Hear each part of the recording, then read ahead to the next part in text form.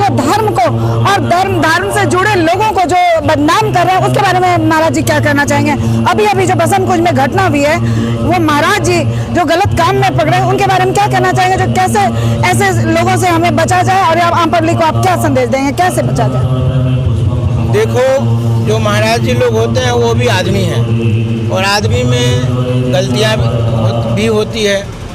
सामान्य जो लोग हैं वो भी अनेक प्रकार के कुकर्म करते हैं। जो संत बनते हैं तो पूर्ण वैराग्य किसी को आता है, किसी में थोड़ा थोड़ा लोभ लालच रह जाता है, तो वो अपने लोभ लालच की पूर्ति के लिए भी अनेक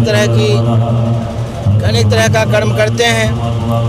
और तो और बताऊं, जो कुछ लोग फंसाए भी जाते हैं। आज मैं शक्तिपीठ का पीठाधीश्वर हूँ। अब कई लोगों को इच्छा होगी, कोई कुछ बोल सकता है, कोई कुछ बोल सकता है। मारने वाले का तो हाथ हम पकड़ लेंगे, हमारे पास तलवार भी है, लेकिन बोलने वाले का जीव कहाँ कहाँ पकड़ा जाए। तो दुनिया बहुत बुरी है भाई, दुनिया बहुत बुरी है। मैं सबको तो आपके कहने का मतलब जो गलत है तो उसको सोच समझ करके आप कोई भी काम करें, चाहे महात्मा से काम हो तो उनको सोच समझ के उनसे जुड़िए। अगर आम पब्लिक भी गलत है तो महात्मा भी गलत है, बिना सोचे समझे जो प्रोपेगेंडा के, वो आपके कहने का मतलब नहीं होना चाहिए। दुनिया भी गबड़ी है, महात्मा में भी बहुत बुरे आ जाते हैं। शुरू में संत बनते हैं, पर संत बनने की प्रक्रिया बड़ी लंबी है।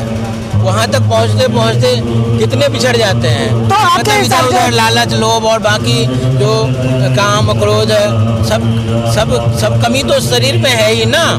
तो उस दलदल में कहीं ना कहीं कोई फंस जाते हैं, पर पूरी जांच होनी चाहिए। ऐसे ही किसी पर आरोप लगाना उचित नहीं है। उसकी जांच हो, जांच होने के बाद कानून अपना काम करे, उसे जेल दे या जो सजा देना है दे।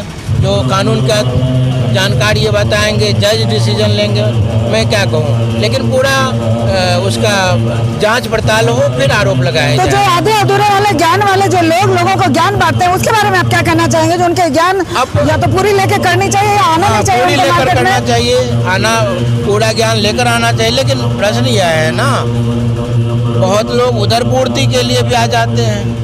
गुजारा ऐसे चोला पहन लिया तो बाबा जी को कुछ ना कुछ दान तो मिलता रहेगा, तो गुजर होता रहेगा।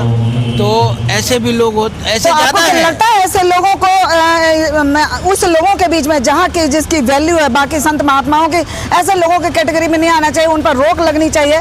कम जानकारी वाले लोगों को कैसे कोई लगा, कोई चोला पहन करके घूम रहा है, संन्यास दीक्षा लिया नहीं लिया, उसकी परंपरा क्या है, उसके गुरुजी कौन है, पढ़ाई कितनी तक की, उसको पूछने वाला है कौन?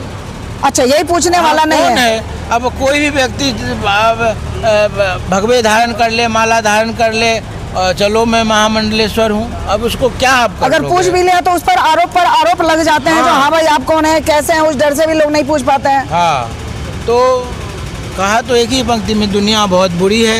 इसी दुनिया में सनातन के शाश्वत सत्य की स्थापना करनी है। अच्छे लोग तर जाते हैं और बुरे लोग अपने कर्मों की सजा पाते हैं। संत लोग भी पाते हैं, आम दुनिया भी पाती है।